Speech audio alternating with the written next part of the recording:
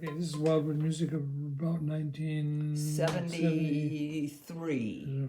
And then this is Mike Manitas. That's Mike, Manetas. That's right. We've gone to Mike Manitas. Now we're moving on to Ellie Fernald, Fernald. Not quite sure where she is now, but She's died. I think she's died. She has Yeah. died. This is John. yeah. This is John. John. This is Mark Platten. He was our when we ran the store. He was the first guy that was one of the owners. They purchased the store from Yeah. Platten. And this guy you know, That's you. and this is Phil Crump Phil Crump, Crump. lives in Humboldt. He's Still lives up the road a here. guitar builder, very well known builder in a quiet way. He builds some really unusual instruments, and if you want to do any research, he's really worth talking about because he's been building instruments in Arcata for 40 years, 50 Okay, years. and what was that vehicle behind you guys? Is that the traveling van? Band. Yeah. The old hat Old band. hat band, The yes. old hat Seattle. band. Yeah. And so that's the original sign, Wildwood Music. It's still there. So you're telling me, Brooks, that it was before the building was the Wildwood Music, it was a laundromat and what else? A butcher store, but that was long before that. That preceded it and then died, and so that when Wildwood came along, it was just we still wasn't anything in that side of the store, and it slowly we kind of reclaimed that Right. and got our business going, and that took a long time. We started out with just one tiny part of a bigger store, and then that got bigger, and then we opened up toward the back, and then that got bigger. So this is over a 30-year period. We slowly built that up, but it was always Mike, my partner, and myself, and we did it for all those years, and we did it. So sometimes we would work together, and sometimes we'd work, by ourselves, and sometimes, so it was always kind of just kept going. It was kept going. So, and a lot of times there wouldn't be a whole lot of people around, and you could do, if you were there doing your job, you had time to, develop inventory and all that, So you had string instruments, you had strings, of course. Did you Yeah. do repairs? We did repairs, yeah. And did you have expertise in that before? Well, we had a guy named Mark Platten worked for us for a long time, on and off, and he did repairs. Mhm. And did you have music, books, and Yeah, we started. I did the books mainly at first, but they were. We kept we bought a lot of books. Books were kind of a new thing at then. There just weren't a lot of stores that specialized in, or businesses that specialized in books. But that came on more or less. It needed more. The reason was there weren't many books. There wasn't much inventory around, and so you had to. So we did that. That was part of our thing, just to kind of develop. And so we had whole walls. One whole wall was just books, but that took a long time to.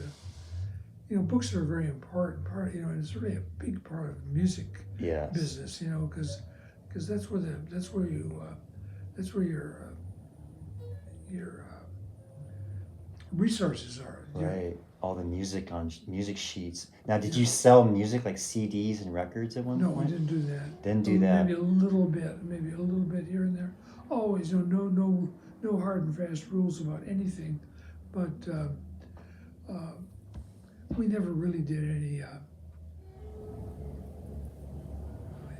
just books. We did. We more the more we went on, the more we got involved with selling books. Right. Now, did you ever have live music inside there, like bands?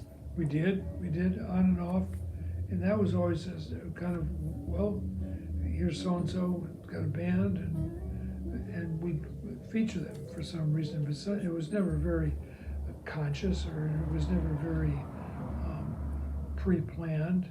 but we did a lot, and it would always involve people we knew coming to play whatever they were playing at the time.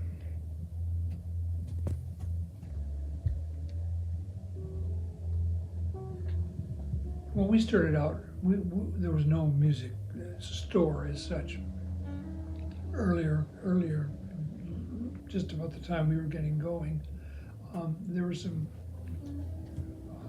music, some interest in a music store on the plaza, on the Arcata Plaza, and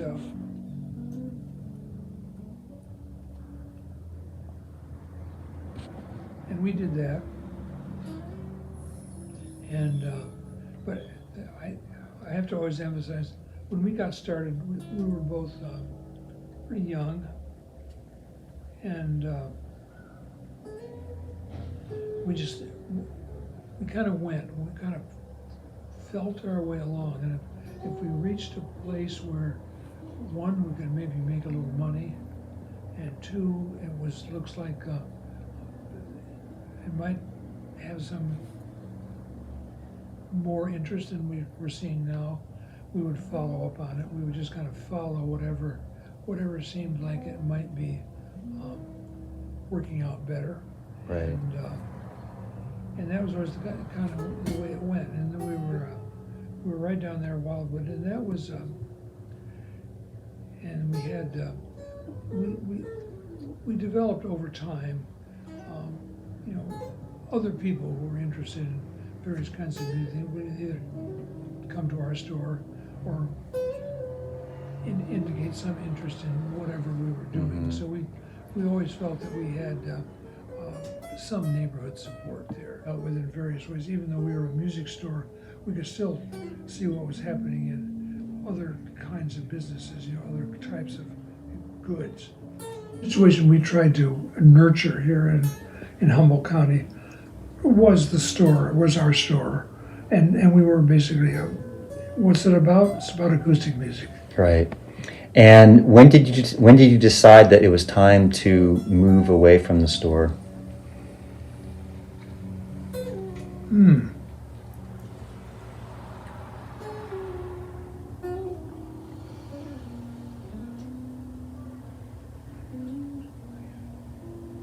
I don't really know why I moved. I probably know why, but I'm gonna have to think. I'm gonna have to think about that one. Yeah. Because then you wound up selling it to. My guys who worked in the store. Oh, so it continued on. Yes, Errol. That's Yep. Errol. Yeah, He's an amazing he bought guitar it from player. us, Yeah. Yeah. Yeah, he's a really good guitar player. I go in there and he's a really friendly person. Yeah. He's always been happy to serve anybody and kind person. So that was very important for that transfer of energy. Yeah, that was just all of us, all three of us made that change. And in conclusion of this interview, do you have anything to say about Arcata or about the music scene or about... Well, I've been part of the music scene for my life, and it's still healthy. And I'm just talking about Sean and all those people. Errol. Errol's done a great job, and there's other people. There's another guy who works down there, and it's just down to two people now, and they run it by themselves. And so there's not, so a very healthy music scene in Arcata continues to exist. Yes. And continues to exist mainly and by acoustic musicians. Right.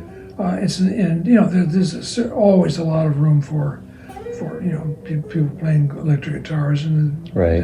because that's what a lot of people want to do. And so but not only us, but I think all those kinds of places, the kinds of things that Jerry does, and all those guys. It's some point, some original point.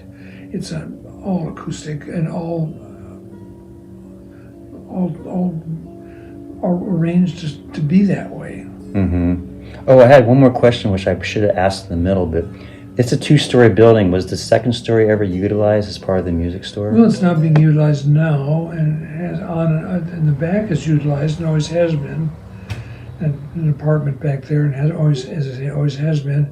In the front, we've used it for various things over the years, and it still maintains itself as kind of an, you might say, an annex to the music store. You know, just do other things there. People do other things, work on projects. Most of it's not, you know, most of it's just people working on stuff and taking it downstairs. Right. Okay, great. Well, thank you so much for this interview. I hope everybody gets something out of this. I do these interviews of artists over 70 because the thing about artists over 70 is that there's this whole world of the internet that goes on. And a lot of people of that age and beyond aren't really super connected to the internet, but they're on it. People know about them through the internet. And a lot of times they're surprised. I can look something up and find something out about them that they totally forgot about, or that someone else thought it was important to utilize this source of information. It's the new encyclopedia of the day. When you used to go into someone's house, they have a set of encyclopedias, and people used to study with them and write papers and look through. I mean, I grew up looking through encyclopedias as a form of entertainment. I learned so much from that. And so now the internet is our encyclopedia of the modern day. And hopefully it'll be around for a long time, and that these films will be floating around for other people to inspire them. Yeah, and they are, you know, for good and bad. You know, there's a lot of the internet has really generated a lot of complete bullshit stuff. You know, and you know, that's just the way it is. You know, that the people out there, anything, there's going to be a bunch of people sitting around exploiting it, and that's what's happening in a lot of this kind of stuff. Yes, exactly right. Well, thank you so much, Brooks. And this is Sean Powers, and I am out of here. Thank you so much again. And if you can give a big hoop hoop hurrah to the world out there, that'd be great. Okay. Now, Carolyn. Hi there, Sean. Hey, How are you? Sean here, Yes. and he's been interviewing me. Good. But I've been interviewing him quite a bit along the way. Good. If you All right. Well, thank you so much. Thank You're you. welcome. Where that came from. It's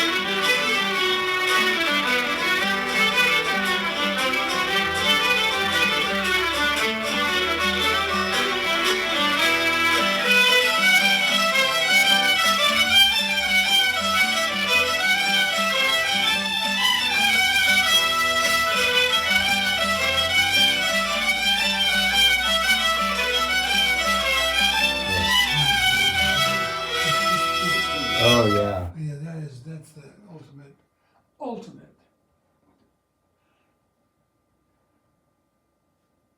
Virginia.